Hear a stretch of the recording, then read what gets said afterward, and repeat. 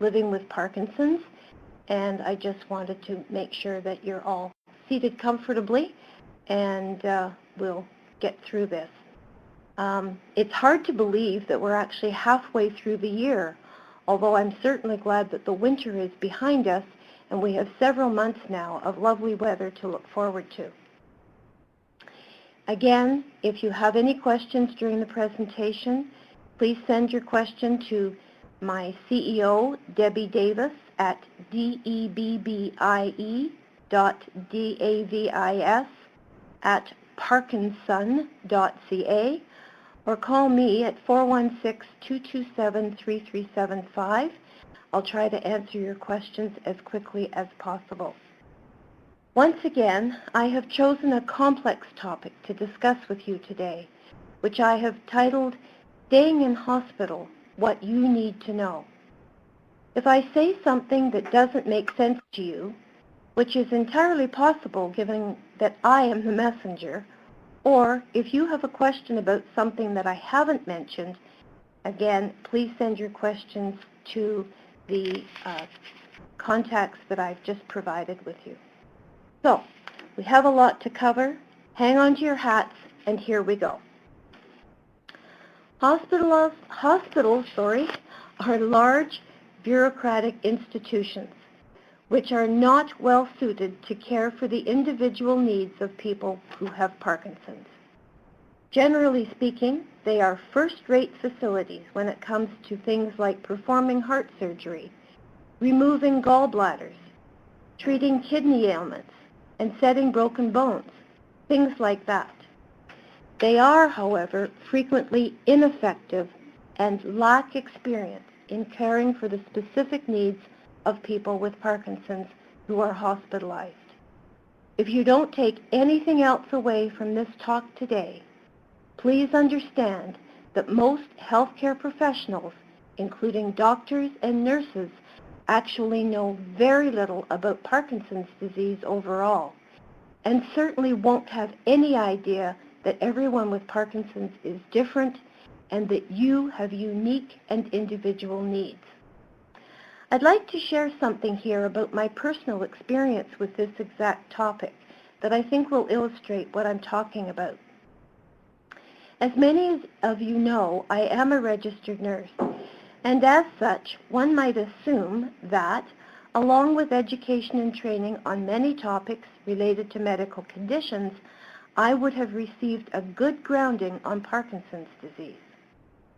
When I started here, of course, I knew that I would have a steep learning curve after not having worked in that particular field for years. But I quickly realized that I had either forgotten everything, skipped classes on the day Parkinson's was discussed, or that I had had very little education in Parkinson's in the first place during my training. So I looked at my old medical surgical nursing books, and lo and behold, there was only one paragraph on Parkinson's. Now, I admit that that was almost 50 years ago, and we know a lot more about Parkinson's now than we did back then.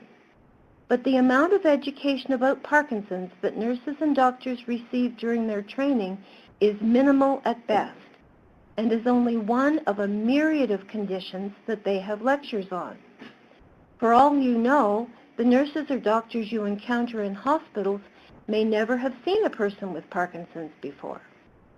I'm telling you this to help you to understand that from the minute you enter a hospital, whether through the emergency room or through a routine admission for elective surgery, you will have to be prepared to educate, educate, and educate. And don't assume that the healthcare professionals in charge of your care know about Parkinson's. As a result of your incorrect assumptions and their lack of understanding, there are many common pitfalls of hospitalization for people with Parkinson's. As long as you understand this, you can take some precautions to try and avoid some of the all too common problems that can arise. Let's face it, no one likes to have to go to hospital. They are scary and intimidating places at best of times. but of course there are times when they are an absolute necessity. So as long as you're prepared, your hospitalization experience will go more smoothly. The following is a list of commonly held myths or beliefs about hospitals and Parkinson's. Staff will understand all my Parkinson's symptoms. Staff will understand how important my medication is to me and will bring my meds on time, every time. Staff will take my medication from me, either in the emergency room or when I am admitted, but the doctors will write a prescription for all my medications, and the pharmacy will have my prescription medications in stock, readily available. Staff will avoid giving me drugs that are contraindicated for Parkinson's patients. Staff will call my community neurologist and consult with him or her with respect to my Parkinson's management. Not. These kinds of unrealistic expectations are often the reason that things go awry in a hospital setting.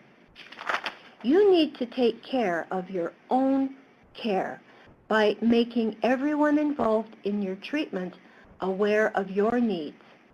You can't blame people for not trying to meet your needs if you don't speak up in the first place.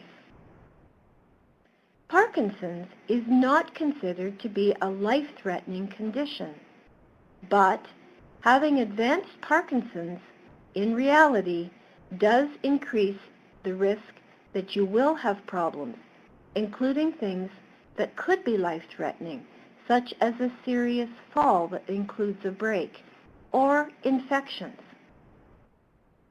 The most common reasons people with Parkinson's need hospitalization are elective surgery, which is a planned, non-emergency surgical procedure, such as cataract surgery, or repair of a hernia, for example.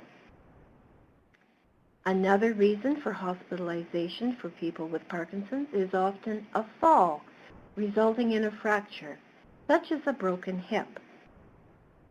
Infections, such as urinary tract infections and pneumonia, in particular aspiration pneumonia, are yet another reason, as well as psychosis, such as hallucinations, which usually take the form of the person with Parkinson's seeing things that no one else can see.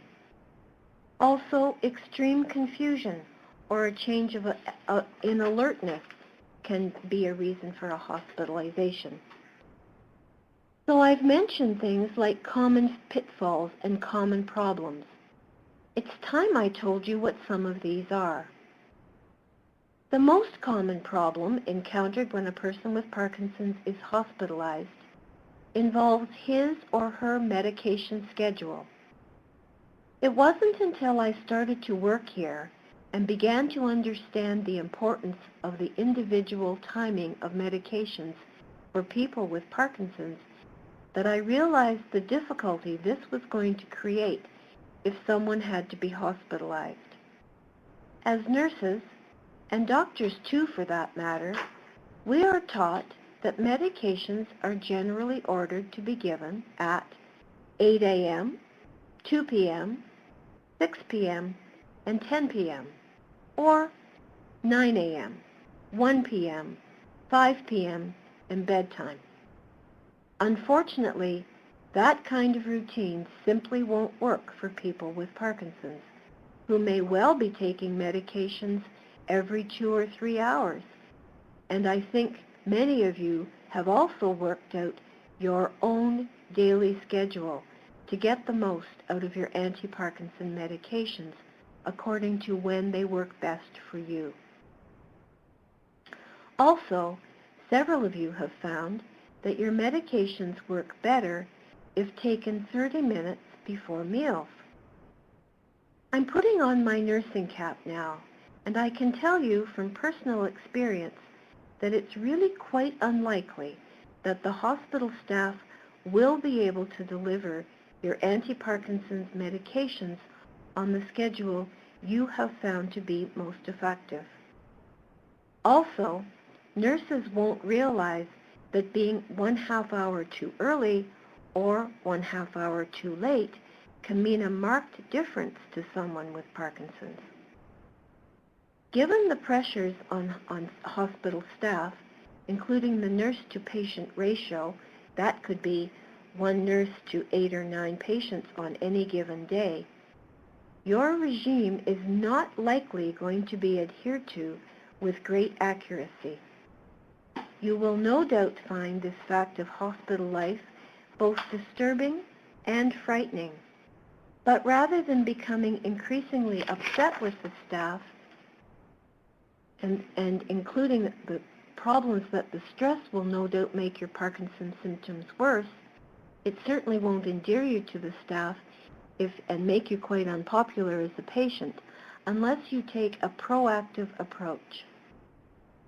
Discuss your complicated medical schedule or medication schedule with hospital staff at the time of your admission, and ask for permission for you and your family to administer your medications rather than relying on hospital staff. Again, don't set up an unrealistic expectation about this, as depending on the hospital policy, this arrangement may not be possible. You must understand that once you are under their roof, they and their insurance are responsible for you and your medications, and they cannot be responsible for the outcome to either you or another patient if your medications are not administered properly. Someone could come into your room, take your medication without your knowledge, and this can create, obviously, a huge issue for hospital administration. Once again, the sooner you start to plan and discuss your needs, the better. So now that you know you might have to turn your medications over to strangers, albeit healthcare professionals, who mean well but don't have a good understanding of Parkinson's, you need to have a plan in place to have the best possible outcome of your hospital stay. With forethought and careful attention to detail, problems can sometimes be avoided, sparing everyone a lot of distress. Here again, knowledge is power and planning is essential. Like any other potential emergency, prepare now. We can provide you with an emergency hospital bag to help you convey important information about your Parkinson's in the event that you need to stay in hospital. It contains information about the importance of getting your medications on time every time, including what benefits there are for the staff if this is handled properly. It contains a poster for your bedside to alert staff to the fact that you have Parkinson's and the consequences to you if you don't get your medications on time, and also includes stickers for your chart to say that you have Parkinson's. It also has hospital admission protocol tips and a medication card. It is essential to have a list of your medications and the medications themselves in their original containers so your hospital physicians and nursing staff can see precisely what meds you are taking, how much you take, and when you take them. Keep this bag in a place that is easy to access, and make sure your family and friends know where to find it.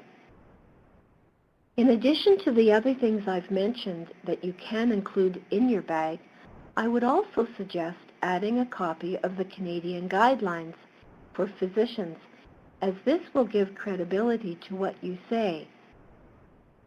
You can call or email us, and we will send you a bag free of charge. Another important part or important fact about going to hospital is that you need to find a friend or a loved one to advocate for you. Someone can take charge of communication with hospital staff during your stay. Your advocate should also make your neurologist aware that you are in hospital, but you need to understand that the only way your neurologist can have any input into your hospital stay is if he or she is invited to participate as a consultant. For example, the doctors at the hospital have to call your neurologist and ask for input.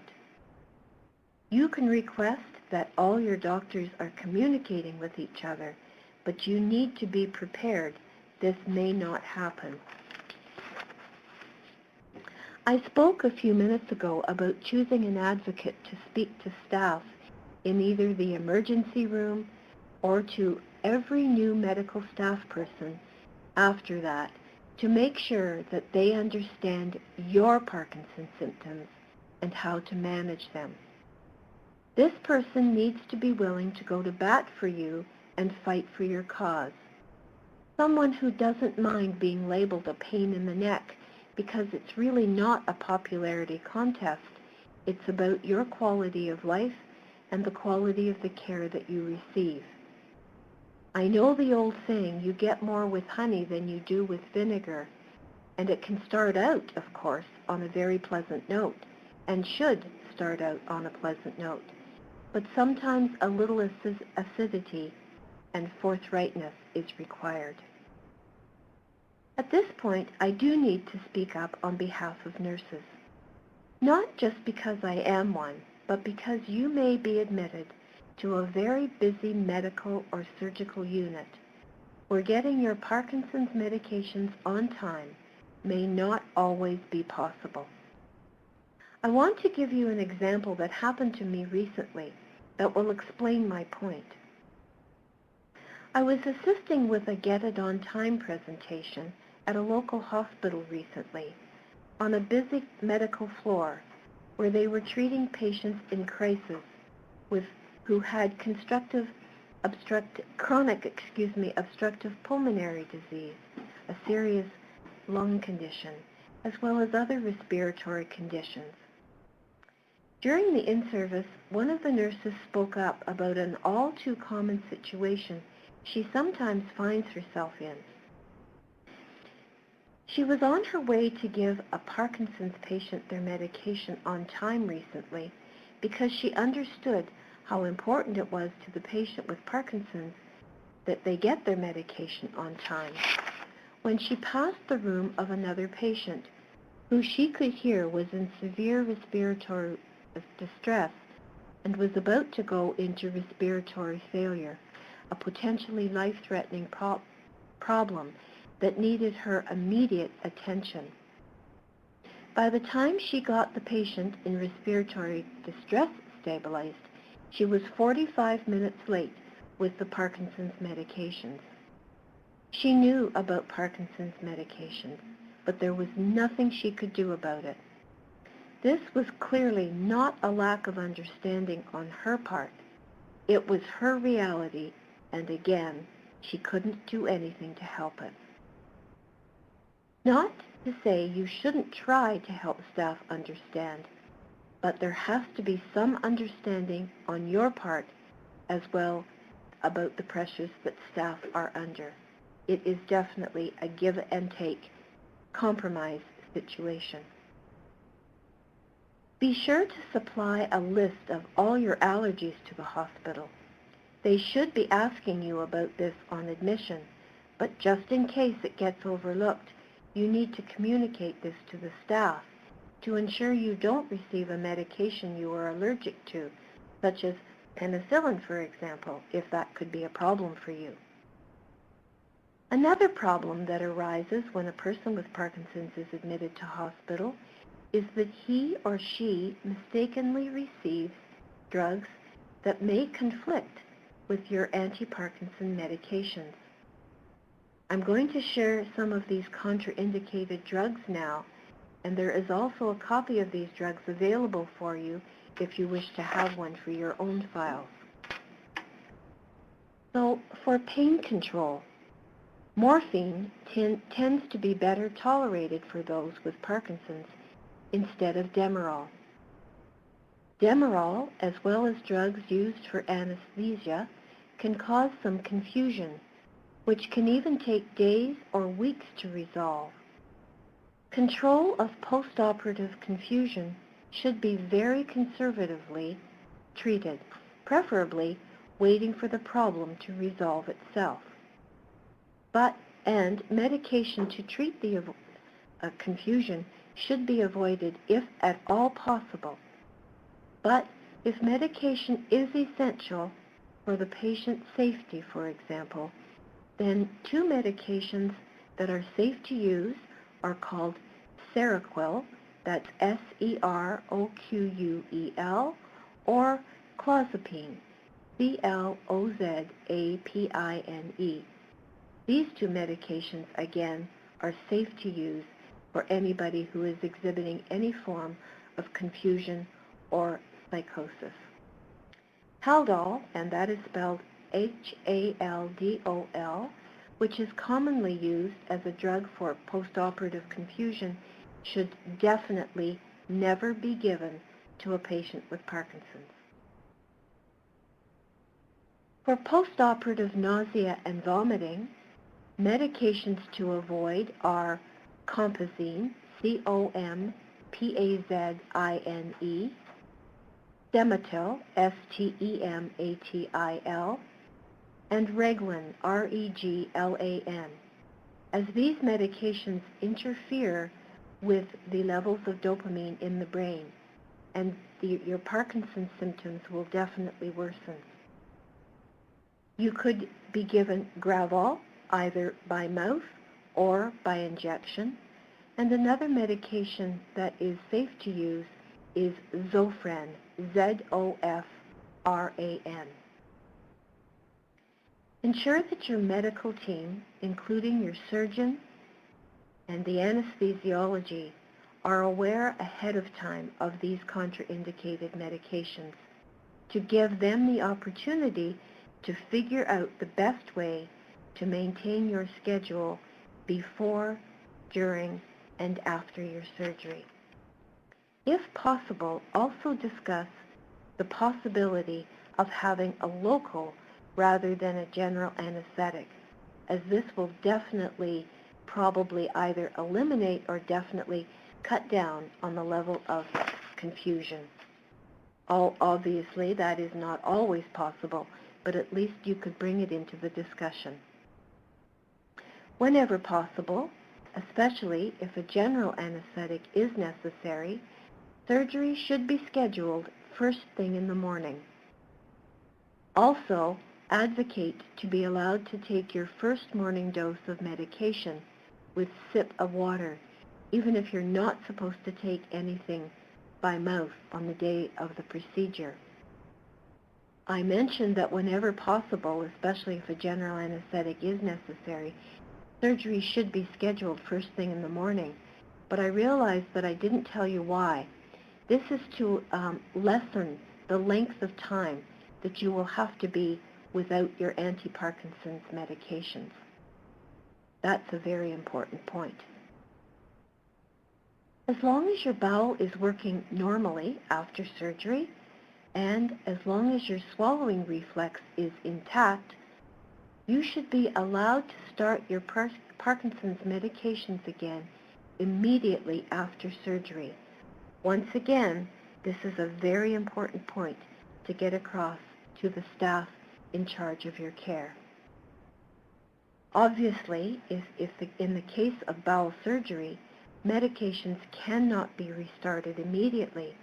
So once again, you and the doctors need to discuss a plan in advance about how to manage your Parkinson's medication control postoperatively.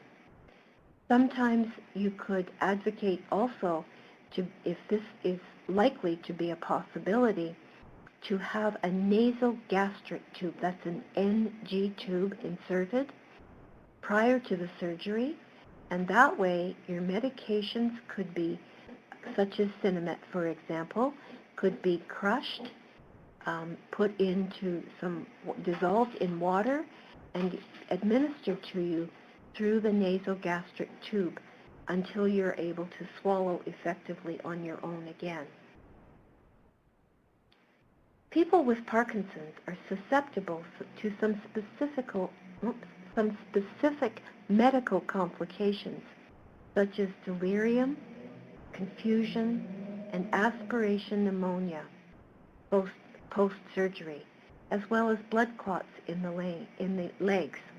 But once again, communication with your doctors in charge of your care is key, as if they are made aware of these potential problems, they may allow preventive measures to be taken. When it comes to recovery, it is important that you try to accept the fact that recovery time is generally longer for people with Parkinson's. An extended recuperation time needs to be expected and planned for, as it simply will take your body longer to recover than to the average individual who is in hospital for a similar reason. This is not something for you to become overly concerned about or frustrated with when it comes to this delay. Just plan for it. Also, you will need to work harder than the average patient who has had a similar surgery or medical problem to recover to your previous level of functioning. So by example, if a doctor gives you an estimate of how long it will take you to recover from a typical procedure or surgical operation, they will be basing that on the average individual without Parkinson's, not on you and your Parkinson's.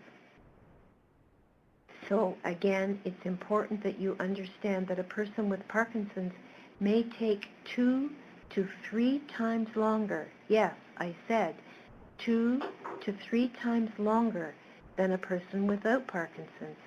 Again, the body just takes longer to adjust.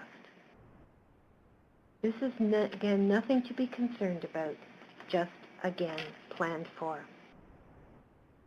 I know I sound like the bad news bear today, but it's so important for you to know about all these things so you can plan to be prepared for your hospitalization, just in case. So there are just a couple of more things I want to mention before I stop for today.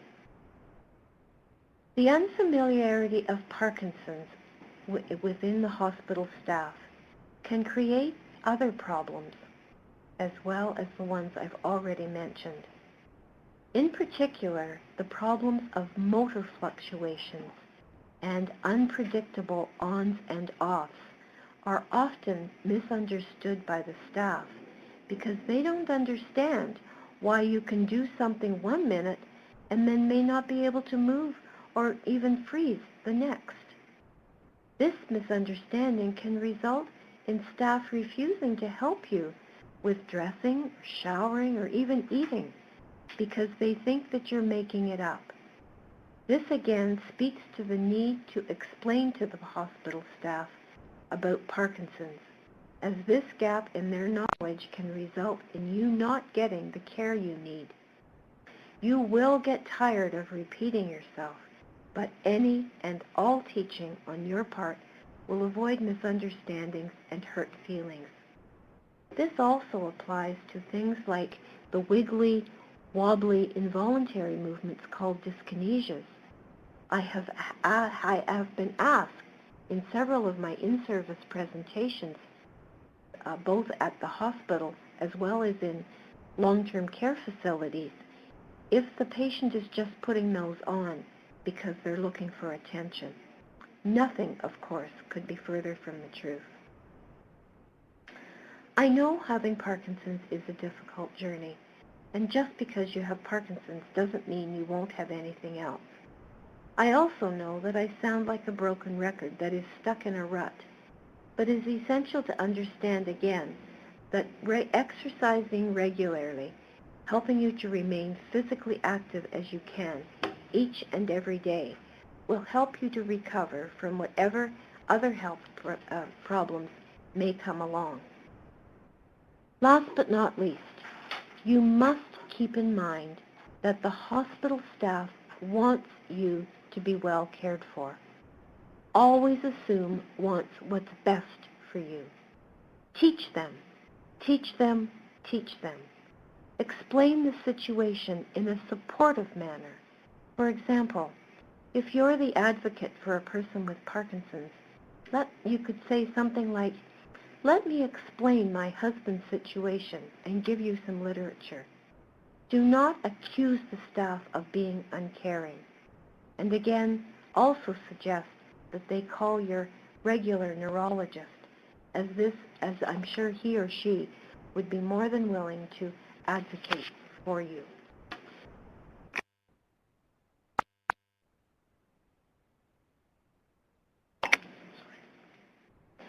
So now on to some of the questions that I have received with respect to today's presentation. One of the questions involves the possibility of bringing in mobility aids when hospitalized. This is a question from a group that has also included adaptive eating devices, walkers, your own wheelchairs, and more.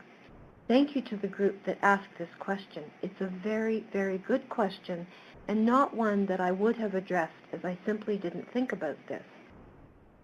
I may sound a bit repetitious in saying, again, that this depends on the situation, but it really does.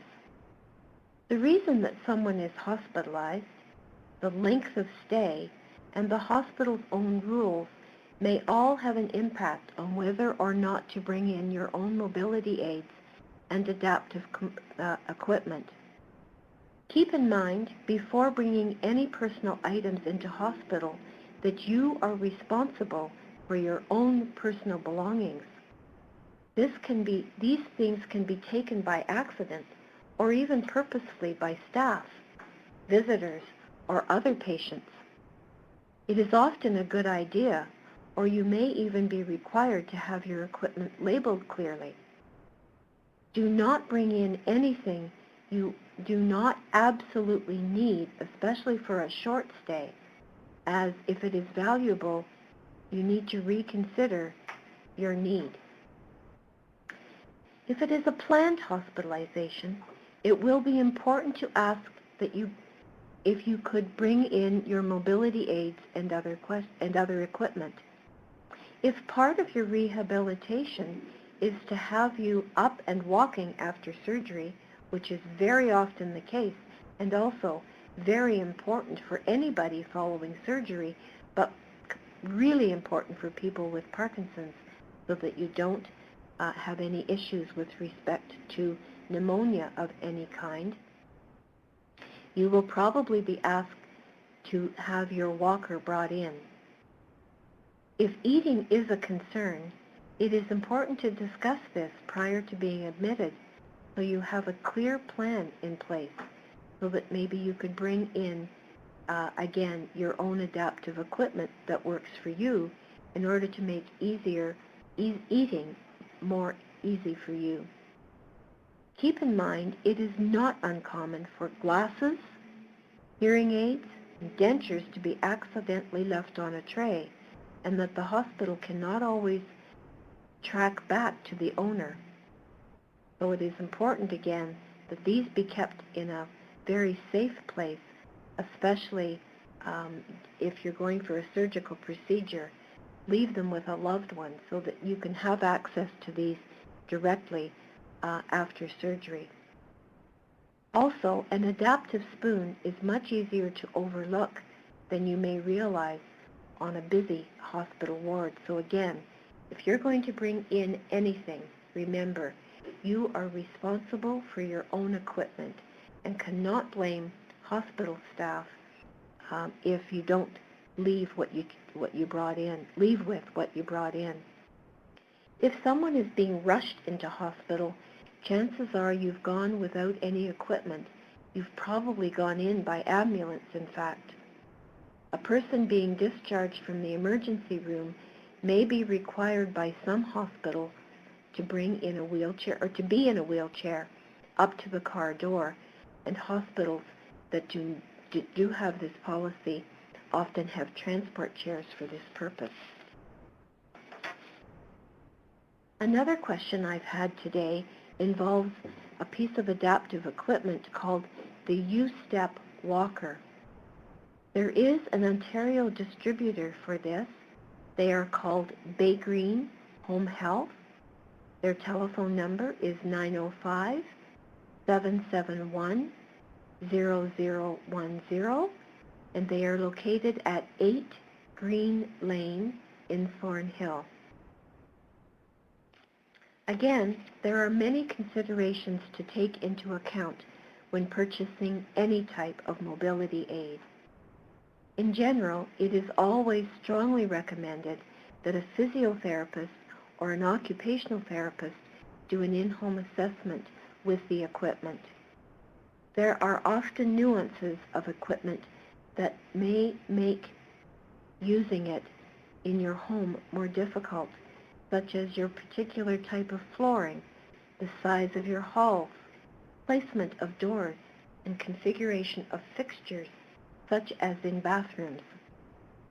This can, in general, make one piece of equipment less useful to one patient over another's personal situation.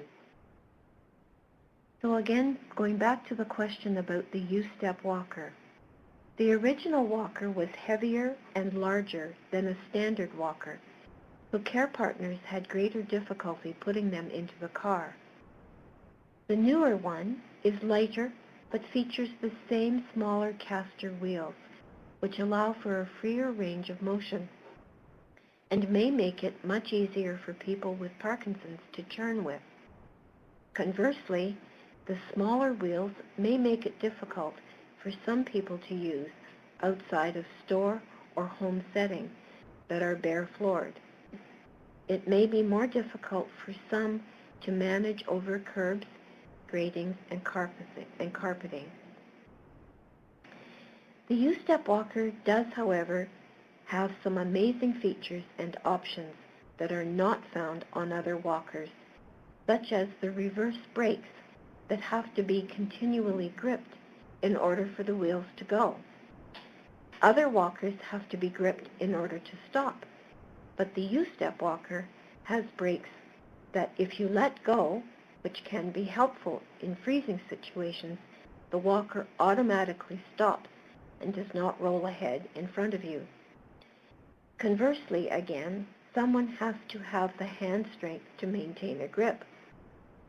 An optional adjustment or adjustable laser light, which can be added, can also be useful for some people with freezing issues. Again, currently, Bay Green Home Health is the Ontario distributor for the U-Step walker. We know they have been in the process of applying, to the Assistive Devices Program, or the ADP, to get the U-Step walker recognized as a necessary piece of equipment, which would potentially make it eligible for subsidy by ADP. For those of you who are unfamiliar with ADP, it is a government program which subsidizes up to 75% of a approved piece of equipment, which is prescribed by a licensed therapist. You need approval before purchase, so it's up to you to do your homework on this. Now, I hope you're all sitting down, because you need to understand something. The U-Step Walker 2, that's the second version, costs $824 US. This makes it even more important for those who are considering purchasing it to try it for themselves in their own homes before investing in the product. Like any other piece of equipment, there are pros and cons for the U-Step, depending on an individual situation, and it may not be appropriate for everyone living with Parkinson's. Sadly, too many people rush into purchasing a piece of equipment without the input of a physio or occupational therapist, only to discover that it is not really appropriate for their safe use. This can mean This can mean a very expensive knick-knack cluttering a corner, or even worse, can contribute to a greater risk of fall when it has to be stored and not used in the home. And if I may, just to keep this on topic, a question just came in regarding your discussion on walkers. Could you use CCC for this service? Perhaps Okay. referencing assisting moving them, or perhaps just in general regarding their availability? Okay. I'm not sure. When you say about CCAC, I don't believe that CCAC would provide this type of walker. They will help you to get a physiotherapist or an occupational therapy assessment, that's for sure. So that's where the CCAC can come into to be of great benefit. You can request the Community Care Access Center, which is what CCAC stands for, to send in a physiotherapist or an occupational therapist. Most of them do have are registered so that they can apply for you on your behalf to the Assistive Devices Program with respect to regular walkers and all kinds of other equipment. I hope that answers the caller's question about this. Another question that I received is from a lady who is actually dealing with her mom right now, who is in hospital. She has been finding it difficult to get the nurses to bring the medications half an hour before her mom's meals because, as she states, the nurses are usually very busy with other patients. Usually, however, she says, when she tells them that protein is in direct conflict with her mom's Parkinson's medications, she can get them to act a little more consistently with this. And she goes on to say, it seems every day we are training a new nurse on the importance of the timing of the medication. And again, this just speaks to the reality that I talked to during my presentation. Whenever you go into hospital, you have to understand that you will have to educate and teach every new person who is involved in your care. That unfortunately is just the way it is. And you cannot expect one healthcare professional, one hospital staff member to pass on what you have said to another hospital staff member. So basically, you will sound like a broken record. But in order to get the care you need, there just is no other way around this. I don't know of a better way to get the message across, except you just have to continue to be an advocate. And thank you for this individual who did ask this question and make these comments, because it really supports me and what I have been trying to get across to you today. Another question are, what are the current odds of getting out of the hospital once you are admitted? I believe that, depending, of course, again, on the reason for the hospitalization, I believe that the odds are good. But again, this depends on many, many factors. It really depends on how well you are before you go into the hospital, both physically as well as cognitively. I think it depends very much, again, on your teaching of the staff, because obviously if the staff do not give you your medications on time, you're going to go sort of back to basics with your Parkinson's. Your Parkinson's symptoms will definitely get worse. That will also contribute to the length of time you will have to be in the hospital.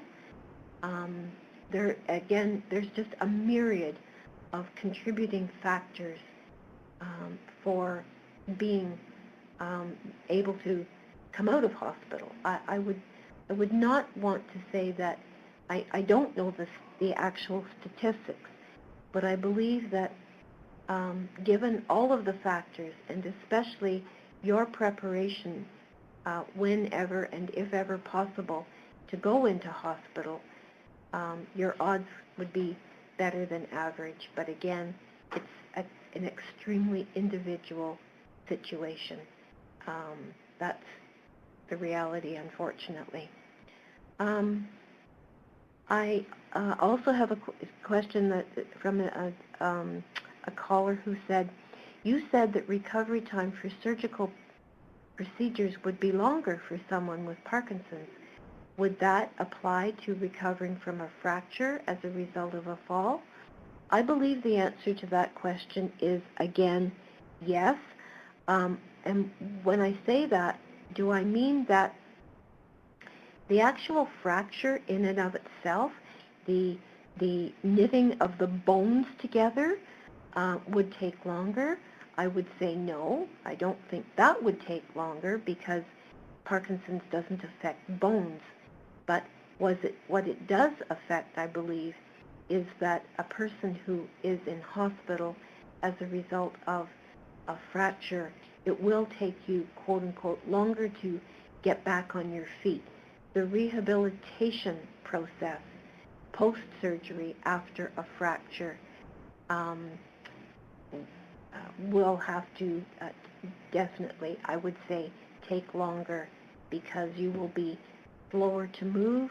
It's not like the surgery will take away your Parkinson's symptoms. Wouldn't that be nice? But you will definitely move more slowly. You will be more rigid. Once again, if you don't get your medications when you're used to taking them, that will interfere in your rehabilitation process. But I would say that it would be realistic to expect that your rehabilitation after a fracture, so that's not the setting of the bone, but literally getting back on your feet, I would believe that that would realistically be able to be expected to be a bit longer. So it's about 10 to 1 now. As far as I know, at the moment, there aren't any other questions.